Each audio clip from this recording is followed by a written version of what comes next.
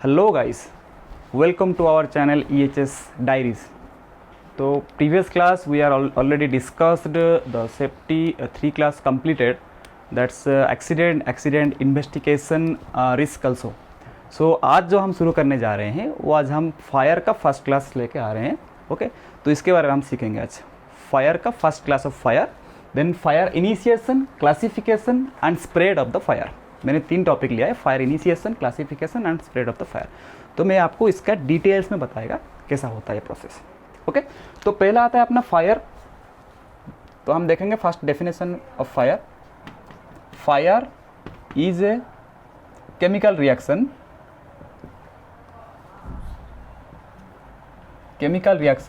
between heat, fuel and oxygen. ठीक है, fire is a chemical reaction between heat, fuel and oxygen. तीन चीज़ की वजह से फायर होता है. ठीक है, तो फायर को हम अदरवाइज बोल सकते हैं चेन रिएक्शन. एक चेन रिएक्शन है. अगर एक बार कहीं पे आग लगता है तो आग कंटिन्यूसली स्प्रेड होने लगता है, तो इसीलिए वो एक चेन के जैसा होता है. अगर एक बार आग लगा, जब तक हम उनमें से इन तीनों चीज़ में से कोई एक चीज़ को नहीं निकाले तो वो फायर स्टॉप नहीं होने वाला है. ठीक है, तो ये आ गया फायर. तो ये फायर इनिशिएशन क्या होता है? इनिशिएशन मतलब स्टार्ट. इनिशिएशन मीन्स स्टार्ट, प्रारंभ. तो फायर कैसे स्टार्ट होता है? 3 thing must be present to initiate fire. 3 चीज़ होता है जो फायर को इनिशिएट करता है, स्टार्ट करता है. वो क्या क्या होता है? एक होता है heat, fuel and oxygen. So initiation of fire बोले तो 3 सब्सटेंस होता है, जैसे कि हीट, फ्यूल, ऑक्सीजन, जो कि फायर को स्टार्ट करता है. ओके, फायर इनिशिएशन खत्म है. अब आएगा क्लासिफिकेशन. अभी हम फायर को क्लासिफिकेशन करेंगे. तो fire, the class of fire determined by the types of flame. Okay, तो ये जो फायर को हम क्लासिफाइड करते हैं किसके वजह से करते हैं? जो सब्सटेंस होता है, जो फ्लेम होता है, जो फ्यूल होता है, टाइप्स ऑफ फ्यूल के हिसाब से हमने फायर को क्लासिफाई करते हैं. ठीक है, तो मैं पहले लिख देता हूँ क्लास ए. क्लास ए देखो, हमने ए क्लास में फायर रखा. किसको रखा? Organic solid. जो ऑर्गेनिक सॉलिड होता है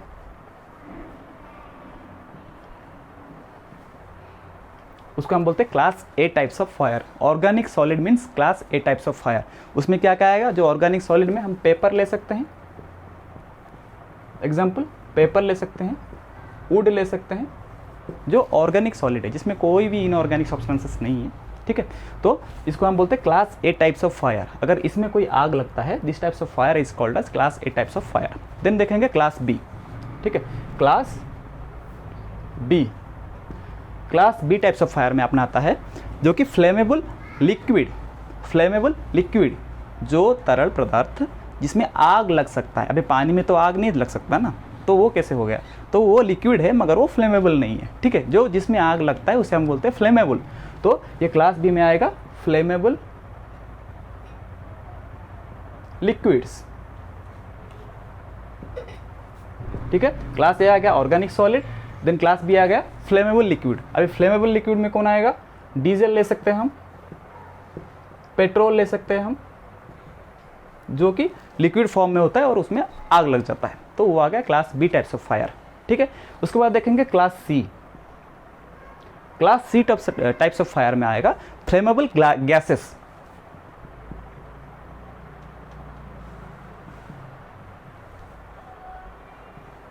ठीक है, फ्लेमेबल गैसेस, जो गैस फ्लेमेबल होता है आग हीट के संपर्क में आने के बाद या फिर आग के संपर्क में आने के बाद जिसमें आग लग जाती है. ठीक है, तो ये फ्लेमेबल गैसेस हम लेते हैं. फ्लेमेबल गैसेस हम ले सकते हैं जो कि एलपीजी हो या फिर सीएनजी हो, ये सब गैस है ना. ठीक है, तो ये सब आ गया फ्लेमेबल गैसेस जो कि क्लास सी में आते हैं. जो गैस होता है वो क्लास सी में आता है. जो लिक्विड होता है, पेट्रोल, डीजल, केरोसिन वगैरह होता है, तो क्लास बी में आता है. और जो ऑर्गेनिक सॉलिड होता है जो क्लास ए में आता है. फिर देखेंगे हम D class fire. Class D. Class D fire में आता है मेटल फायर. ठीक है, याद रखो क्लास डी मतलब मेटल. जो मेटल आता है वो डी क्लास ऑफ फायर में आता है, मेटल्स फायर. ठीक है, जो मेटल्स, अच्छा मेटल्स मतलब क्या होता है?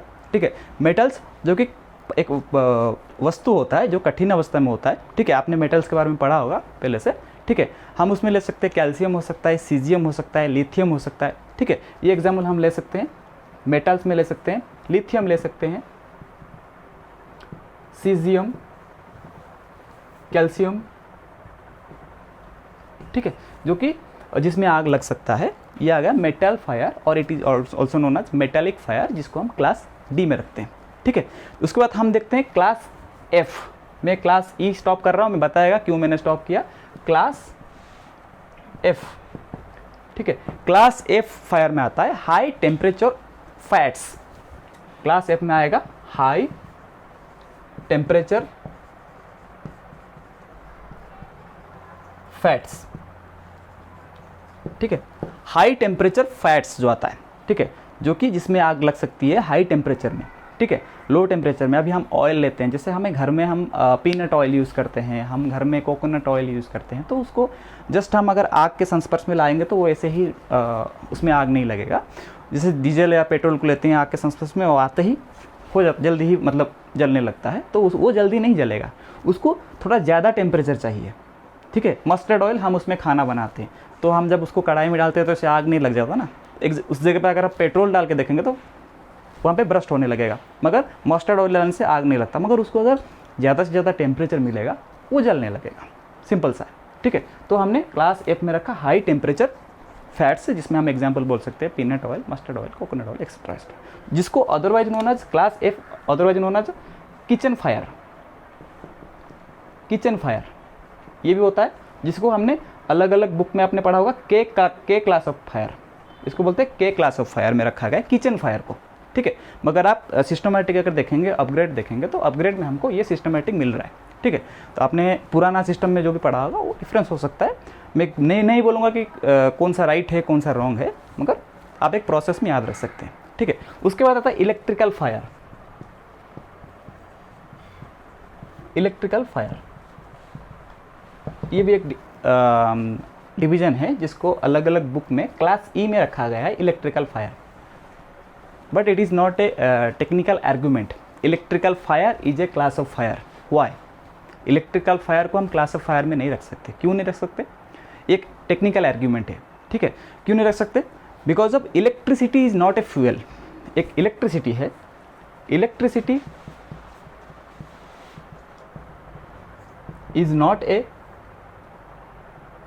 फ्यूल। याद रखो, इलेक्ट्रिसिटी कोई फ्यूल नहीं है, इलेक्ट्रिसिटी इज एनर्जी, ठीक है। तो हमें क्या बताया गया? जो कि फ्यूल होना चाहिए, एक फ्यूल होना चाहिए, ठीक है, जो फ्यूल में होने के वजह से हीट और ऑक्सीजन के साथ मिलके वो आग लगता है। मगर एक इलेक्ट्रिसिटी फ्यूल नहीं है, वो एक एनर्जी है, मगर इसको हम क्लास ऑफ फायर में रख सकते हैं, ठीक है। आज पर अगर एक्सटिंग्विशर के हिसाब से हम इसको देखेंगे तो इसमें क्या होता है, हम लोग रबर यूज़ करते हैं इलेक्ट्रिकल फायर में, हम लोग मेटल यूज़ करते हैं इलेक्ट्रिकल फायर में, तो ये मिक्स ऑफ फायर में आ जाता है। मगर electrical fire, electricity is not a fuel. तो आप हम इसको डिवाइड करके रख सकते हैं। Class A class of fire, B class of fire में फ्लेमेबल लिक्विड्स आ जाएगा, सी क्लास फायर में फ्लेमेबल गैसेस आ जाएगा, डी क्लास फायर में मेटल आ जाएगा, और एफ क्लास फायर में जिसमें हाई टेम्परेचर फैट्स में आता है। मैं बोलूँगा ये जो डिस्क्रिप्शन है आप इसको निबोस में पढ़ सकते हैं, निबोस का डिस्क्रिप्शन है, ठीक है, आप रेफ़र कर सकते हैं। मैं आपको रेफ़र करता हूँ निबोस बुक में, इसका डिस्क्रिप्शन आपको मिल जाएगा सेम प्रोसेस में, ओके। तो ये आ गया, हमने फायर इनिशिएशन खत्म कर दिया। अभी आ गया classification of fire. Classification of fire में हमने फायर को क्लासिफाइड कर दिया, ठीक है। और लास्ट थिंग है स्प्रेड ऑफ फायर, ठीक है। लास्ट में हम देखेंगे स्प्रेड ऑफ फायर,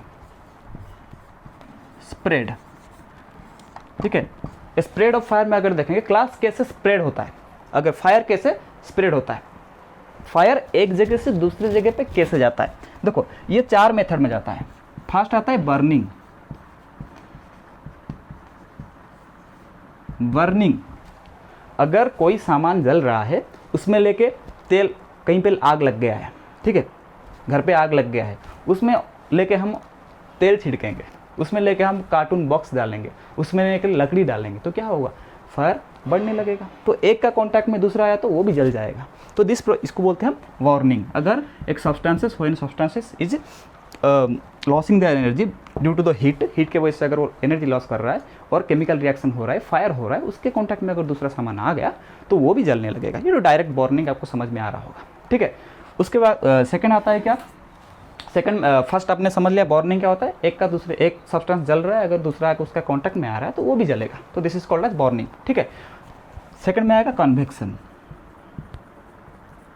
अब याद रखो मैं स्प्रेड्स ऑफ फायर पढ़ा रहा हूँ, फायर कैसे स्प्रेड होता है। ठीक है, सेकंड आता है कन्वर्सन। ठीक है, ये होता है क्या ना, transfer of a thermal energy through a gases. अगर गैस के जरिए एक थर्मल एनर्जी एक हीट के वजह से ट्रांसफर हो रहा है, या याद रखो कन्वेक्शन मतलब ट्रांसफर ऑफ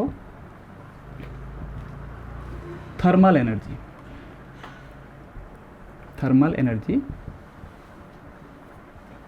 थ्रू गैस के जरिए अगर हीट ट्रांसफर हो रहा है। अभी देखो एक घर में आग लग गया, वहाँ से धुआं कंटिन्यूसली निकल रहा है, वो जो धुआं निकल रहा है वो धुआं में वो जो हीट उसमें रिलीज होता है उसमें से भी आग लग सकता है। ठीक है, तो यहाँ पे इसको बोलते हैं हम कन्वेक्शन प्रोसेस। फर्स्ट आया burning process, spread of fire का प्रोसेस होता है। ठीक है, एक कन्वेक्शन आता है, एक आता है बर्निंग प्रोसेस, थर्ड में आता है कंडक्शन प्रोसेस। कंडक्शन प्रोसेस, अभी ये कंडक्शन प्रोसेस क्या होता है, अगर हम कंडक्शन प्रोसेस देखेंगे तो transfer of thermal energy through direct contact में जो थर्मल एनर्जी ट्रांसफर होता है तो उसको हम कन्वेक्शन बोलते हैं। Transfer of energy, thermal energy through direct contact. ठीक है, तो यहाँ पे आ गया क्या, कंडक्शन प्रोसेस किसे बोलते हैं, अगर थर्मल एनर्जी डायरेक्ट कांटेक्ट में आप आ रहे हो, अभी यहाँ पे आग लगा है, ठीक है, मैं आग के अंदर नहीं घुस के अगर उसके बाजू से भी जा रहा हूँ तो वो आग का जो हीट है वो मेरे बॉडी पे ट्रांसफ़र हो रहा है, ये एक प्रोसेस आ गया। अगर मैं आग को जाकर पकड़ रहा हूँ फिर भी मेरे ऊपर बॉडी पे आग ट्रांसफ़र हो रहा है। और क्या है, आग से जो फ्यूम्स निकलता है, जो कार्बन मोनोऑक्साइड निकलता है, कार्बन डाइऑक्साइड निकलता है, वो भी मेरे कांटेक्ट में आ रहा है तो वो मेरे को बर्न कर सकता है। ठीक है, ये सेम प्रोसेस 3 है, burning, convection, conduction, and final 4th process is radiation. अभी ये मैं समझा तो आपको thermal energy, thermo means heat. ठीक है, ये थर्मल का मीन्स होता है heat energy, heat is energy. ठीक है, अगर हीट एनर्जी ट्रांसफर हो रहा है डायरेक्ट कांटेक्ट में तो हम उसको कंडक्शन बोलते हैं। तो उसके बाद आता है लास्ट में क्या आता है, रेडिएशन। ठीक है, देखो रेडिएशन क्या होता है ना, जो थर्मल एनर्जी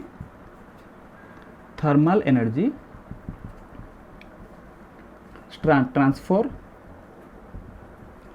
इन स्पेस। अगर कोई भी थर्मल एनर्जी स्पेस में ट्रांसफ़र होता है, ठीक है, अगर मेरे घर पे कहीं पे आग लग गया है तो हम अगर उसके डायरेक्ट कांटेक्ट में नहीं हो, दूर में भी हो, तो हमको क्या होता है, वो हीट का महसूस होता है, तो इसको बोलते हैं हम रेडिएशन।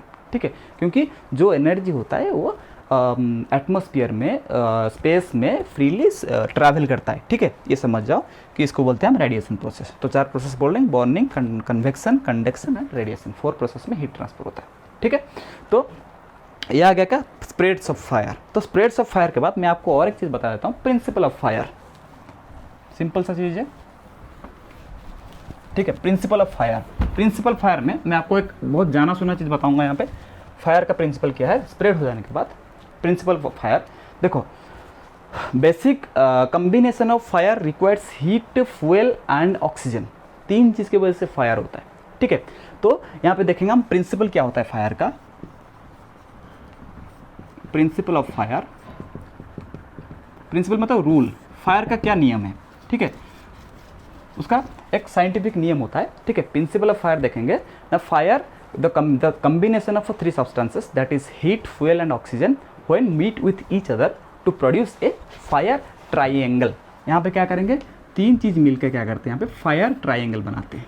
एक ट्राइंगल हमने ले लिया, 3 चीज़ इसमें होना है। ठीक है, एक होता है फ्यूल, एक होता है हीट, थर्ड है ऑक्सीजन। ठीक है, ये 3 चीज़ अगर मिलते हैं आपस में तो प्रोड्यूस होता है फायर। ठीक है, 3 चीज़ मिलने के बाद प्रोड्यूस होगा क्या, फायर प्रोड्यूस होगा। ठीक है, ये फ्यूल क्या होता है पहले देखेंगे। ये फ्यूल क्या होता है, फ्यूल में paper, would, petrol, diesel, butane, acetylene, ये सब फ्यूल में आ जाएगा। ठीक है, हीट होता है एक एनर्जी, आपको पता है। ठीक है, जो कि इग्निशन सोर्सेस से, heat is a ignition sources to essential to start the fire, fire start करने के लिए ये सोर्स जरूरी है, ठीक है। तीसरा आ गया ऑक्सीजन। आपको पता है ऑक्सीजन जो कि it helps to the chemical process, ये जो केमिकल प्रोसेस होता है ऑक्सीजन इसको हेल्प करता है। मैंने आपको बताया 21% of oxygen presents in the atmosphere में प्रेजेंट होता है, ठीक है। ये तीन चीज़ मिलने के बाद ये फायर का प्रिंसिपल बनाता है, ठीक है, जो कि एक हीट ऑक्सीजन एंड फ्यूल मिलके क्या करते हैं, फायर करते हैं। अगर हम इन तीनों से किसी एक को भी निकाल दें तो फायर वहीं पे स्टॉप हो जाएगा। इन तीनों में से कोई एक चीज़ को अगर निकाल दे फायर स्टॉप हो जाएगा। If we remove the fuel, अगर हम फ्यूल को रिमूव कर देंगे, फर्स्ट अगर हम फायर में से फ्यूल को रिमूव कर रहे हैं, so this process is called starvation. याद रखो, अगर फायर ट्रायंगल से हम अगर फ्यूल को रिमूव कर रहे हैं, this process is called as starvation process, ठीक है। सेकंड बात है ऑक्सीजन। देखो, अगर हम फायर ट्रायंगल में से ऑक्सीजन को रिलीव कर रहे हैं या निकाल दे रहे हैं, इसको बोलते हैं स्मूथरिंग, स्मूथरिंग बोलते हैं इसको, ठीक है। फ्यूल निकालेंगे तो इसको बोलेंगे स्टारवेक्शन, और ऑक्सीजन को अगर रिलीव करेंगे तो बोलेंगे स्मूथरिंग। अगर हीट को रिलीव कर देंगे, निकाल देंगे फायर ट्रायंगल से, this is called as cooling. इसको निकालना, इनमें से निकालना, ऑक्सीजन को अगर फ्यूल को निकाले तो स्टारवेक्शन प्रोसेस, ऑक्सीजन को अगर निकाल रहे तो स्मूथरिंग प्रोसेस, हीट को अगर निकाल रहे तो कूलिंग प्रोसेस। तो इन तीनों प्रोसेस में से हम फायर को रोक सकते हैं। इनमें से कोई एक को अगर हम हटा देते हैं तो फायर नहीं होगा। अगर फ्यूल होगा, ऑक्सीजन होगा तो हीट, अगर नहीं होगा तो वहाँ फायर नहीं होगा। हीट होगा, ऑक्सीजन होगा, फ्यूल नहीं होगा तो फायर नहीं होगा। हीट होगा, फ्यूल होगा, अगर ऑक्सीजन नहीं होगा तो फायर नहीं होगा। सिंपल सा ट्रिक है। इनमें से किसी एक को अगर निकाल दे तो फायर होना बंद हो जाएगा। समझ में आ गया? ओके। तो अगर फायर होता है तो when fire is started then it comes to produce, क्या प्रोड्यूस करेगा? कार्बन डाइऑक्साइड प्रोड्यूस करेगा, कार्बन मोनोऑक्साइड, ये सब प्रोड्यूस करने लगेगा, ठीक है। तो समझ में आ गया आपको? Starvation process, smothering process and cooling process, ये तीनों में समझ में आएगा। तो इसमें और एक चीज़ आता है क्या, फायर का प्रिवेंटेशन एंड फायर फाइटिंग, ठीक है। फायर प्रिवेंटेशन क्या होता है बता देता हूँ। फायर प्रिवेंटेशन मतलब keeping the three elements to separate. अगर हम तीन एलिमेंट को अगर अलग अलग रखेंगे, इन तीनों में से कोई एक एलिमेंट को अलग रखेंगे तो फायर नहीं होगा। This is called as fire prevention. और फायर फाइटिंग, फायर फाइटिंग मतलब अगर इन केस ऑफ फायर हो जाता है तो इनमें से कोई एक चीज़ को अगर हम रोक देंगे, स्टॉप कर देंगे तो फायर स्टॉप हो जाएगा। तो ये चेन रिएक्शन बंद हो जाएगा, because of fire is a exothermic reaction. तो what is exothermic reaction? After a reaction when heat is released, so exothermic reaction.